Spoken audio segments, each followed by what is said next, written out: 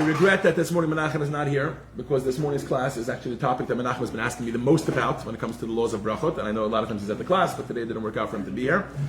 And I think he would really enjoy it. We are going to be discussing the laws of what are known as Hesach Hadas. Okay, now Hesach Hadas means distraction. Okay, but in that category of distraction, it's not just going to be distraction. It's basically, the way I'm going to title today's classes is, when do I need to make a new bracha?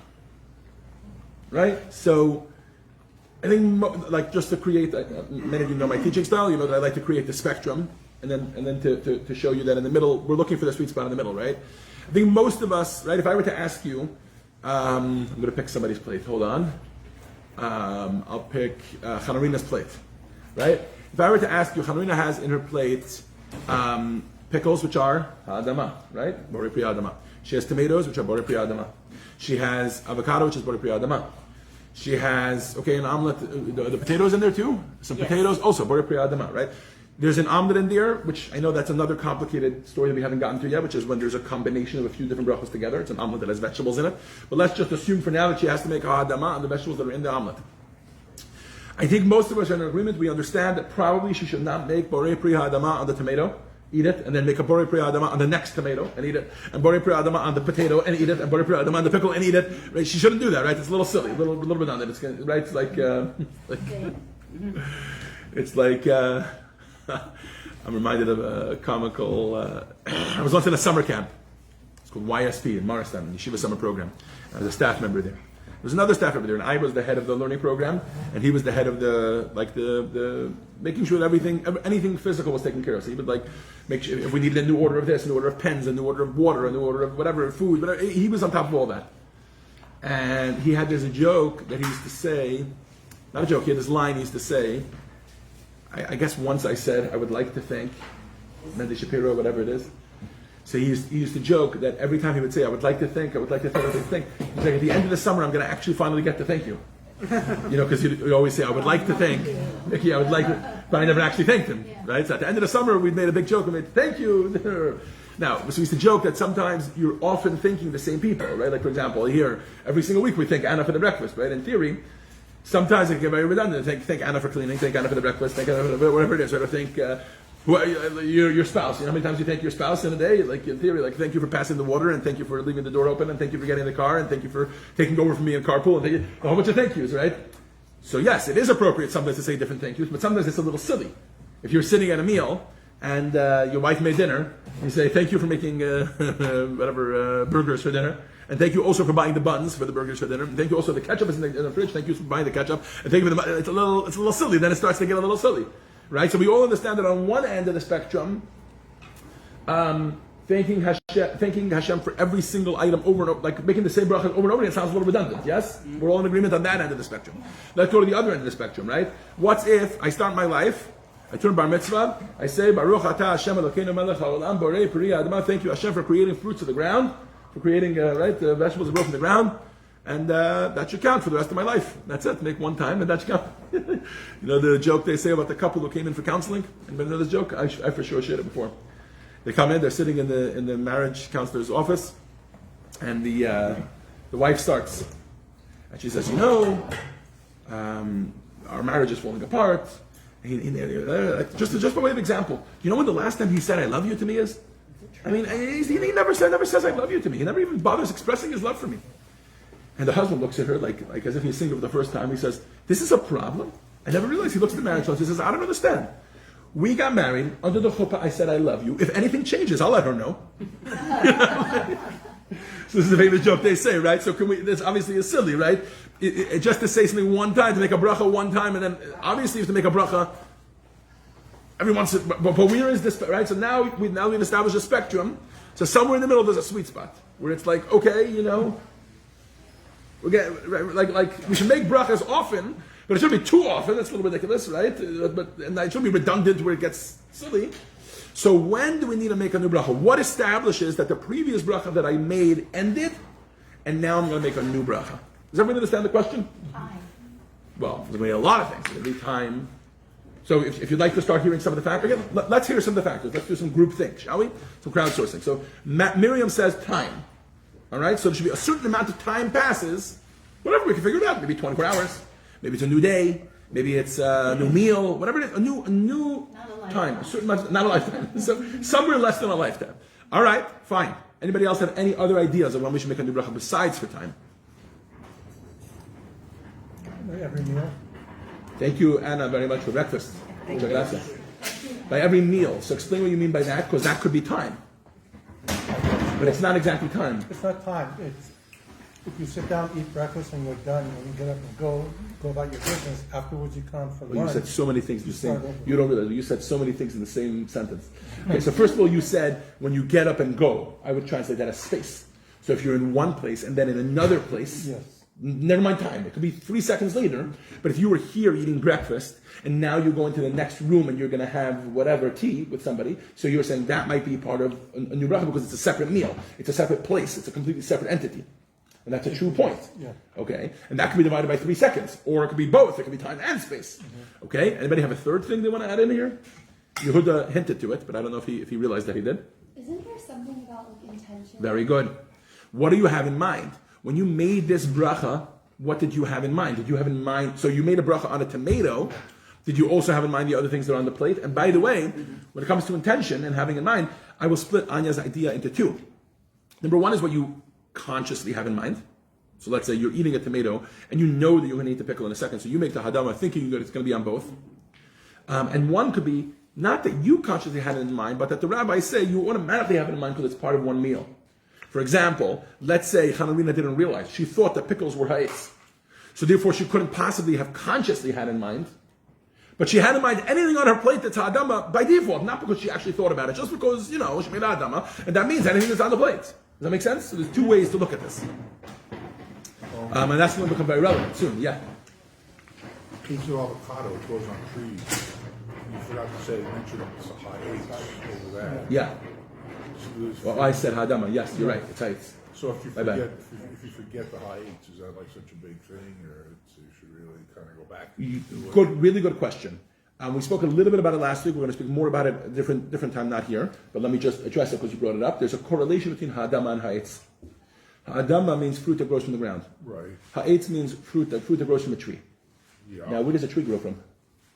I know. From the ground, right? So therefore, in certain instances, usually post facto, like if you forgot or whatever, then your ha'adama can, in theory, count for your ha'etz as well. It shouldn't be done to begin with that way. Each item should get its own proper bracha. But in theory, if you make a ha'adama, that can count for ha'etz as well in certain instances. Okay? Does that address your question a little bit? Yeah. So I think that's what you meant, right? Like Right. you're saying it's ha'etz, but if you forgot and made ha'adama on it. So let's take the exact example you gave. Let's say you forgot or you didn't realize that you made ha'adama on an avocado. Which, by the way, very often these types of things happen, especially to when we're straddling the halachic world and the scientific world, where I don't know the exact definition scientifically of what they decide is a vegetable and what's a fruit. I don't know what's the categorization. Anybody know? What's the barometer? And halachically, obviously, the difference is whether it grows on a tree or whether it grows from the ground. And even that, there's a discussion about what growing from a bush. Depending how big the bush is, banana becomes very iffy. They're all Berries. They're all fruits. What are all fruits? They're all fruits of the plant. The things that grow on the ground, and the things that grow in trees. Technically, they're the fruits. Oh, of the you're saying plant. scientifically they're all considered fruits. Well, if they Isn't there a whole grow conversation under about the a tomato? ground, Is a if they tomato a grow fruit? under the ground, they're not. Why do they call tomato But if fruits? they- What's the if they reason? Does grow anybody know? above the ground, because there's a fruit of the So plant. there we go. No, so that's you're saying whenever it has seeds in it, Yeah, and that makes it a fruit. above ground. right? So halachically that doesn't have any. If it's a peanut, It's not a factor. It's not a fruit. Seeds don't play a factor when it comes to halacha. Tomato is fruit. It's more growing. Tomato is fruit scientifically. That's what I was saying was people that are navigating those two worlds have to be careful because sometimes we consider something a fruit scientifically, but halachically it's considered a vegetable. Does that make Seeds sense? are fruits also. I think that's what Anya was just saying, right? That anything with seeds, scientifically they consider it a fruit. No, it's fine. No. I didn't hear you. All good. So another Bye, Anna. Good to see you. another situation where we would need to make a bracha, I think maybe where some external conditions happen, like if there's a hurricane or earthquake, and then suddenly, or something outside the house happens, And So there's no halacha. You're asking what you're saying? I'm saying You're saying. about I don't. I'm not aware of that. I've never heard of that before. I've never heard of like a hurricane or a tornado or earthquake creating, meaning it would automatically create hesach hadas, which is what we're going to talk about, this distraction. But and that may possibly require a new bracha or not. Well, but it would still go based on the same categorizations that we mentioned. In other words, it wouldn't be. There's nothing unique about an earthquake or a tornado that would mandate a new bracha on the food. If you're in the middle of a meal. There's nothing unique about it that would create a new bracha, to the best of my knowledge. There's a separate bracha that you make on an earthquake or a tornado. Is that what you meant? yeah, There's a bracha that you make on an earthquake. Yes, but we're talking now about food. interrupted by another bracha. Because we would need to make a new bracha for the earthquake, so then we'd be interrupted. What you're asking is if you're in the middle of, A meal. if you made a bracha and you're in the middle of a meal and then you have to make a different bracha in the middle, not necessarily an earthquake. Let's give a more common example. Is that okay? Like let's say you need a daven mincha. Right? So does that create a separate? Yes. So these are all things we're going to talk about. But again, the separate bracha is not so much the relevant point here. The relevant point here is does this create a new entity? As we're going to see, time, space, and intention are the most important factors. And those three factors, and an earthquake may create a change of space, a change of time, or a change of intention.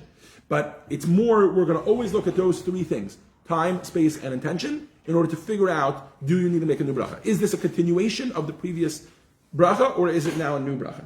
Okay, so let's dive into it, shall we? We're on page 166 in our books. Those are our books, you can open them up. The blue one, the blue book, this one, page 166. Larry, if we can ask you to get us started with the introduction on page 166.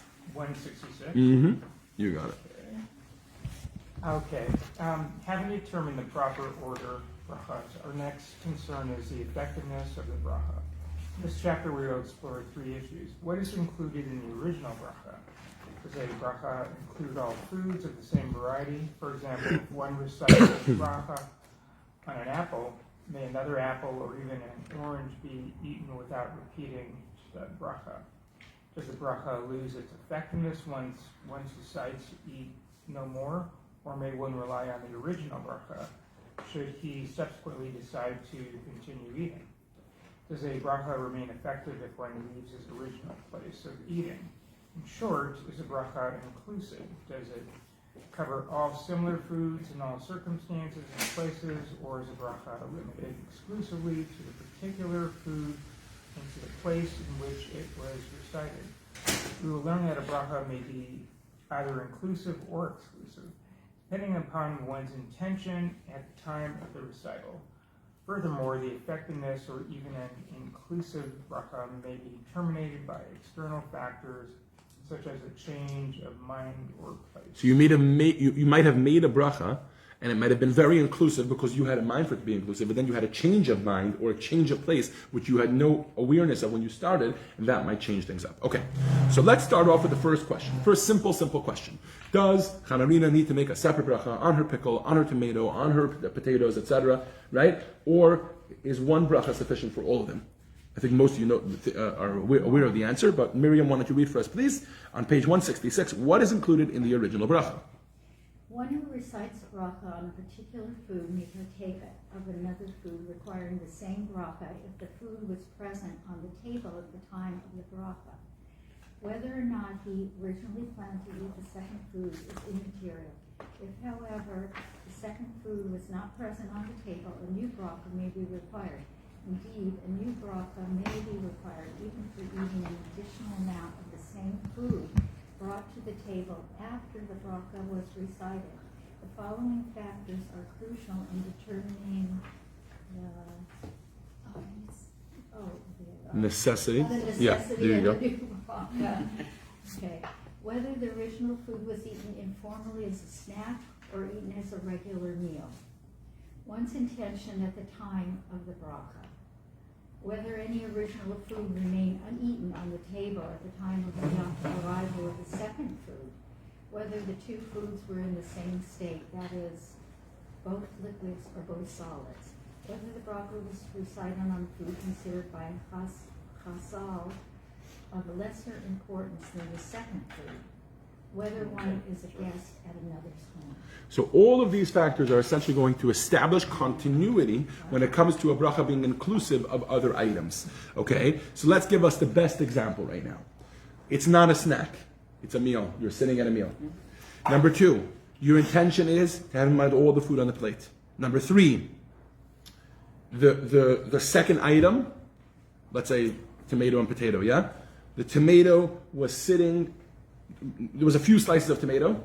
She ate one slice of tomato, made a bracha on it, or the opposite order, right? Made a bracha on a slice of tomato and ate it. And the potatoes were still, they were both still on the plate, the tomatoes and the potato. So that helps us also. They're obviously both solids, and the tomato, let's assume that the tomato is considered the more respectable of the two items. I don't think between tomato and potato, Chazal really make a difference, but as we learned last week, or 2 weeks ago, like when it comes to the 7 species of Israel and things like that, there are differences.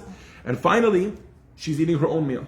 If all of those things are checked, then Hanehenin is good. She includes everything else in this meal. But as we're going to see, if one of those things becomes a little different, that may change things.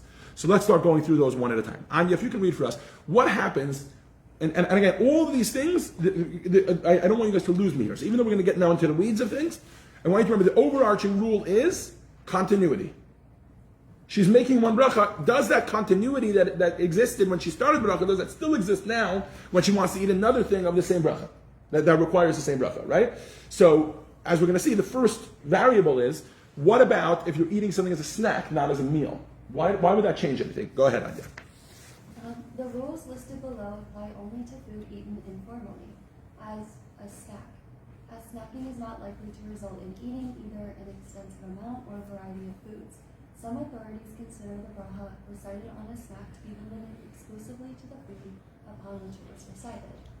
In determining the need for a new bracha, a number of factors must be considered. First and foremost being the intention at the time of the bracha was recited. 1. Who had a specific intention at the time of the bracha. A. An exclusive intention. Inclusive. Inclusive intention. One who recites a bracha specifically intending to include. Keep going. Any other food? Any other food he may later eat need not recite a new bracha when eating or drinking any other food requiring the same bracha. Okay. So if you're having a snack, then just by default it doesn't include other items that are also snacks, unless you have in mind to include, unless you actively have in mind to include. Okay. What if you actively have in mind to exclude? Keep going, Anya. An exclusive intention. An exclusive intention, conversely, one who recites a bracha with the specific intention of eating only the food before him must repeat the bracha if he decides to eat any additional food. In both cases, no distinction is made as to whether or not any of the original food remains, or whether or not the additional food is of the same type as the first. For example, both are apples or both are oranges. So you're about to have a snack, an apple and an orange. Yes? Your snack is the apple. So if you had now, because you're eating a snack, it's not part of a meal. Again, very different. Everybody understands the difference between Hanehenin. Hanehenin had a plate of food. She made short work of it, but she had a plate of food. Okay. I'm sorry for calling so much attention to your plate of food. So a plate of food is very different because it's all part of one meal, yes? That's not what's going on here. There's a fruit bowl on the table. I'm having a snack. I'm having an apple. I have the apple. So now I need a little more. If I have intention, I'm going to have a snack. I think I'm going to have an apple and an orange. Then that bracha is inclusive. It includes the apple and the orange. What if it was exclusive? I say to myself, I'm on a diet. I really shouldn't be having too much food in general, but I'm really hungry. I'm going to have one apple. I'm not going to have I know this doesn't really apply to apples and oranges. We should do this more like with potato chips and I don't know whatever. But let's say somebody has such a strict diet they can't have apples and oranges, right? So they actually had an exclusive thought. I'm going to have this apple and that is it. Then they finished the apple and they were so hungry, they're like, I can't, I have to make an exception, I have to have an orange. Right? So then they have an orange, a ha'etz would have been required on the apple, and then another ha'etz on the orange. Does that make sense? Now, the real question is, what if you had no specific intention? Which I think is 99% of the time that we eat, right? Unless you're on some sort of a diet where you're very conscious of everything that you're eating, right? Most of the time, there's a fruit bowl on the table. You think to yourself, I'm a little hungry, I'm going to have an apple. You take the apple. There's not still anything through the thought process, right? You take the apple, rinse it off, you start biting into the apple, right? Or you cut it and you have a piece of apple. And then as you finish the apple, you're like, I'm going to have an orange. And then a rabbi comes and stops you and says, hey, hold on a second. Would you have an inclusive intention or an exclusive intention? You're like, dude, I don't know what you're smoking. I didn't have any intention. I had an apple and now I'm having an orange, and that's it. Right? So that's the real question. So Anya, please continue. One who had no specific intention. One who had no specific intention at the time of the bracha. If, however, at the time of the bracha, one had no specific intention regarding eating additional foods, authorities disagree. Of course they do. A Yeah. new bracha is required.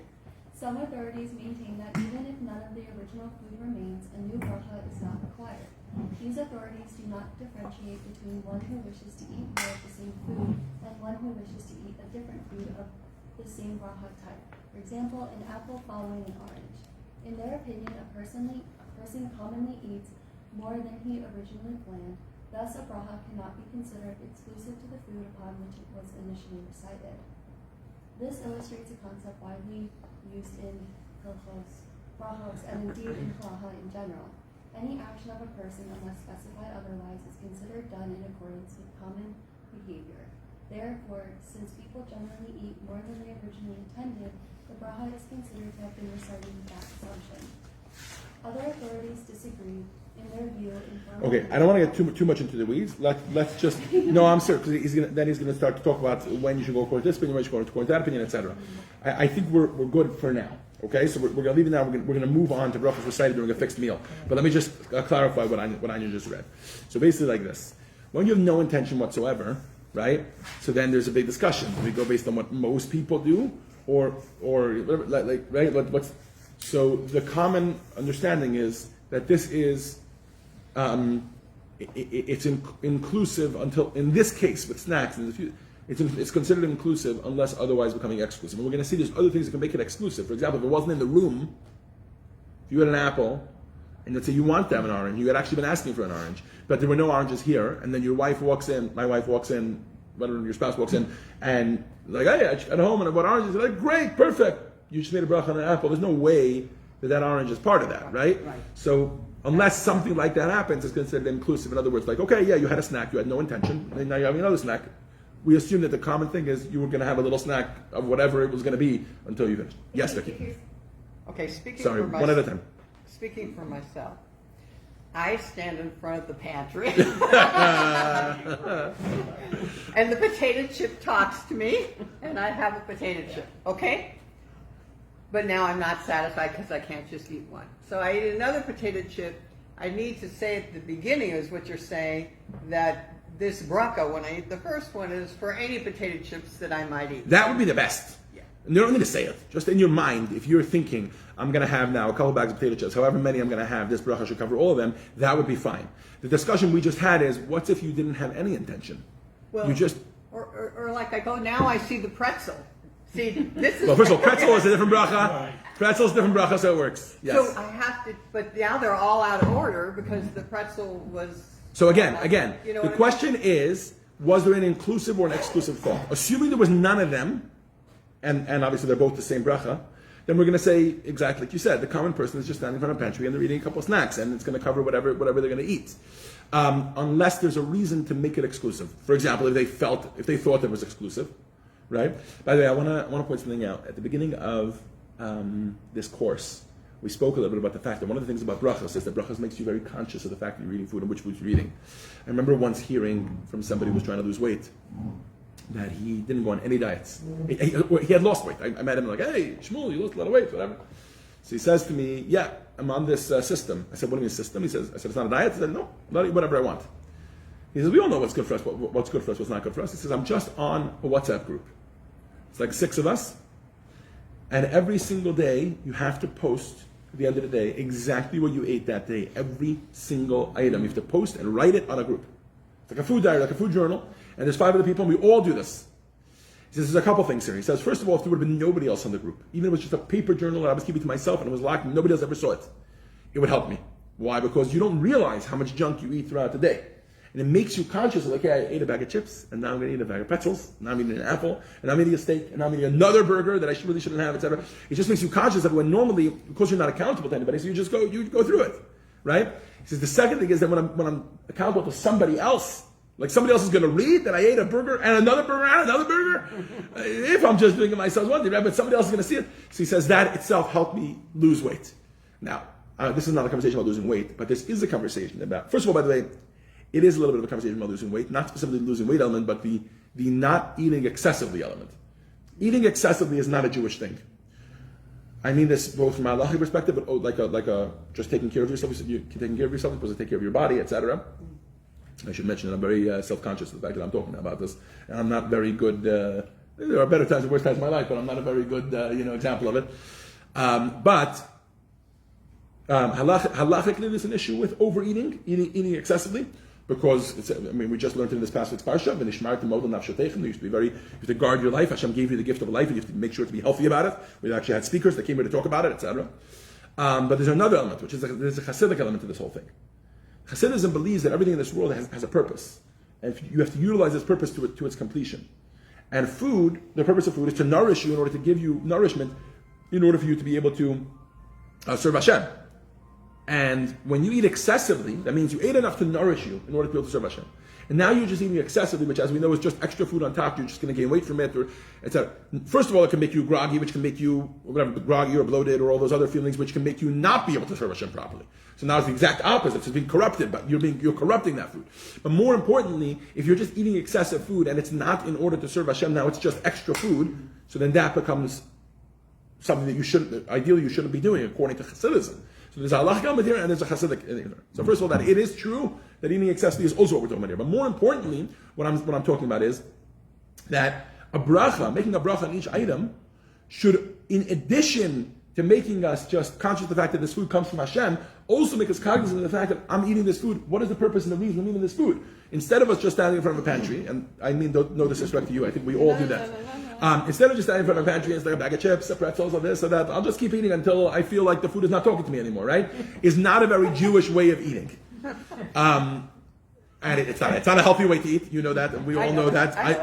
I want to just say, I do exactly the same thing as Vicky, so I'm not criticizing Vicky here, I'm criticizing me. And Vicky doing it is just helping me criticize myself. So it's not good health-wise, it's not good halachically, it's not good Hasidically, like in terms of the intention, etc. And then the brachos are one. I would say that one of the things that brachos helps with is to make us very intentional about all the eating that we do. As you guys all know, I never pass up an opportunity to plug a good course. So next year in the spring, we're going to be giving a brand new JLI course, which just came out, and I purchased it for next year for the spring, which is called Chew on This. And it's going to be all about eating as like a Jew. It's not going to be all about brachos. We'll probably touch on brachos briefly, but it's going to be more about, just general attitude to what it means to eat like a Jew. A little bit of kosher, a little bit of Hasidism, etc. These kind of topics are going to be discussed there. So it should be a fun course. I'm thinking to serve a lot of food at each lesson, so that it can be, in theme. Anyways, all right. It could be our meal, whatever you're going to Exactly. food you're going to talk about. Right? This is off this subject, but I just want to clarify. You're sitting at the table and you cut an apple, and you're eating your apple, and then you think, I want some more, and you get up and you go to the refrigerator for an orange. It's a different bracha. It's a repeat bracha. Is that true? Or You saying do you need to make another bracha? yeah. Do you need to make? This is exactly what we're talking about here. Yeah. If it depends, if you had an inclusive thought, then you would not need to make a new bracha. If you had an exclusive thought, then you would for sure need to make a new bracha. If you had a neutral thought, most likely, depending on the scenario, most likely you wouldn't have to make a new bracha. It would be considered standard. Okay. Now, all of this has been about snacks, not a meal. Okay? When you sit down to a meal, a whole different thing applies. Let's get into it. Choice. We're on page 171. Brachos recited during a fixed meal. The rules listed above apply only to food eaten informally, that is a snack. A snack does not necessarily lead to continue eating. Therefore, some authority consider its bracha to be exclusive to the food upon which it was recited. A formal meal, however, such as a breakfast, lunch, supper, or even fruits eaten in a formal manner, anything other than a snack. So think like when you're a guest in someone's home and you sitting at the table with them. It's not a meal, but they're serving you fruit as a snack. Where we're considering that a meal for our purposes here. Okay, go ahead. It's likely to extend to more foods than one originally anticipated eating. Thus, in contrast to section A regarding a snack, a bracha recited during a fixed meal is considered inclusive of all foods that one may decide to eat, providing that the bracha applies to them and one did not recite the bracha with the exclusive intention of eating only the first food. In this case, the fact that none of the original food remains or the other wishes to eat a different type of food that is an orange following an apple is of no consequence. In other cases, no new bracha is required. Except what about? And so 1 second. Shabbat? Hold on, before we get to Shabbat. So in other words, what he's saying is that by default at a meal, even though you might not have some of the other things that we discussed, right? There might not be some of the other food left on the table. By default, by a meal, if you're having fruit, if you're sitting down to have a formal meal of fruit, even if it's a snack, but it's a formal snack, you're sitting down to have fruit now, and there's a fruit platter, and you're having a piece of this, a piece of that, a piece of this, a piece of that, you don't need to make a new bracha, because one bracha will cover everything just by the very nature of the meal that you're sitting, and because you're sitting, it extends automatically. Okay? Well, on Shabbat. even when you say the hamotzi, when you eat a dessert. Yes, a couple things. First of all, so she mentioned Shabbat.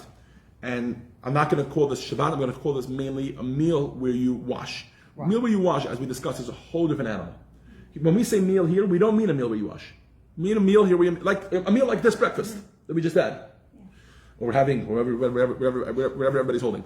The reason I say that is because the moment you wash, there's a whole different set of laws that apply. And we learned some of those laws. And yes, those laws basically are, everything is covered under the washing and under the hamotzi bracha, besides for two things, glasses of wine in the middle of the meal, and dessert at the end of the meal, which is excellent. Yeah. On dessert you make a separate bracha, no matter what bracha it is, mezonot for cake or ha'etz, or if for some strange reason you're having vegetables for dessert, then hadama, whatever it is. If it's a dessert, it's a separate bracha. If you're having both fruit and cake, you make two brachos. Yeah, exactly. Whatever brachos are dessert, dessert is considered a separate entity from the rest of the meal. Not just by halacha, also by people, you ever see those t-shirts? Life is short, eat dessert first. Dessert is different than the meal. Okay. I have a question. Yes. What if you're eating a snack and you're at work or whatever, you get a bunch of grapes and you're working and kind of nibbling on this, and then you get into your work and whatever, and you stop eating, but you've already made bracha. And you're still at the same meal? Just you got a little distracted? Yeah, I'm like doing work now, Very whatever, good. and then I come back. Good and question. The answer is that the meal continues it even though you got distracted. In other words, you got an important phone call or something like that, right? Unless a certain amount of time passed or the location changed, the meal will continue it. So if you're just still sitting, you put breakfast on your plate. This happens sometimes, right? You put breakfast on your plate. You sit down. You make your brachos. You're in the middle of eating, and then, oh my gosh, this very important phone call comes in. You pick it up. And it's like, oh, you got very distracted. You're still sitting here. The food is here, but you completely forgot about the food being here.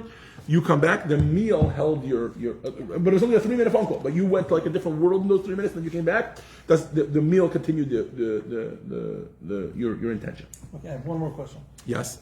If I got a drink, like I have coffee, and then I'm like, you know what? I'm going to drink the whole coffee, but I'm not going to drink it all at once. I'm going to drink some now, go do whatever, come back half hour. Very good question. Take a sip and... I'm going to put that in the category of place. We're going to talk about that, not this week, but next time we talk about it, we're going to talk about the fact that place may change the bracha. And the general rule, there's going to be details obviously, but the general rule is going to be that if you cannot see the original place where you started, then you have to make a new bracha. Now the question becomes, can you do that intentionally? And usually the answer is no. So if you take it from your it's house considered to the bad. car, Yeah. right? Like that's a common thing. Yes. We all So make it. the best halachic practice is going to be to drink the coffee, to make the bracha on the coffee in one place and have it. So make the bracha in the car and stay in the car.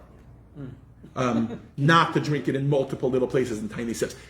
We'll talk about it in a moment. Yes, Joyce. I do graze when I'm driving. How You graze? eat? Oh, yeah, okay. Yeah. Try to eat to stay away. Right. So that would be part of all the same stack. That's the same. It doesn't make a difference the fact you're in a car, and whatever we can talk about it. It's a cool halachic concept. The fact that you're in a car and you're changing location, but you're in the same location. We're gonna treat the car as your location. But for the purpose of our conversation, it's the same as any snack. You started a snack and you're having more snack, and you have one intention over all those snacks. That's it. Yes. So in the interrupted meal, Yes. you go to the phone call, it takes an hour. So And how much let's wait. time? We're going to talk about time and we're going to talk about place. Not this week, but we're going to talk about time. So far, we've just been talking about intention. Okay, now I want to wrap this up with the intention because there's another very important, there's a few special circumstances. And we're not going to read them all. I want to talk about just one special circumstance, which is like this. And we'll end our reading for today. We're done with the reading. The special circumstance is a guest. if you come to my house as a guest, and I know most of you usually come to my house for a guest for Shabbat dinner, right? But assuming that's not Shabbat dinner, let's say you're not washing, and you're going to be having a snack, right? If you come to my house for a dinner, let's say, but there's no washing, your intention becomes now wrapped up in my intention. A guest, we say basically his intention goes based on the host's intention. So because you have no idea what's going to be served, so you're sitting and there's a dinner being served, there's no bread, right? So they bring out, let's say the first course, some soup or whatever. And you're like, oh, I didn't know there was going to be soup. So you make a shahakol. And then the next course comes out and there's steak. And you're like, I didn't know there was going to be steak. So I had no idea from the soup to the steak, which are both shahakol, right? Assuming it's a shahakol soup. Do I need to make a new bracha? The answer is no. Because the host had their intention, and you're just following the host's intention. And this can be, by the way, with like some sort of surprise birthday cake that comes out later that you have no idea about. Right? That will also be part of that same bracha. You understand what I'm saying? So that applies. For one way that this would apply, for example, if you're sitting at the kiddush in shul, and you finished your meal already. Let's say you didn't wash, right? You finished your meal already, and as part of your meal you had some cake, but you didn't make an after bracha yet. And then Rabbi Enoch announces, everybody sing the song, happy birthday, and then a birthday cake comes out. You're like, I want to slice a birthday cake, but I didn't know there was going to be birthday cake when I had my piece of whatever babka from the buffet, right? Very common. Because you're at Chabad, your intention is goes based on the intention of Mrs. Hanoka or whatever the hosts that are hosting and bringing out the food, and it's considered as if your intention is part of it. Does that make sense? Okay. All right, so that's one special circumstance. All right, so far we've covered intention. We still need to do time and place. All right, see you all next week for a taste of thanks.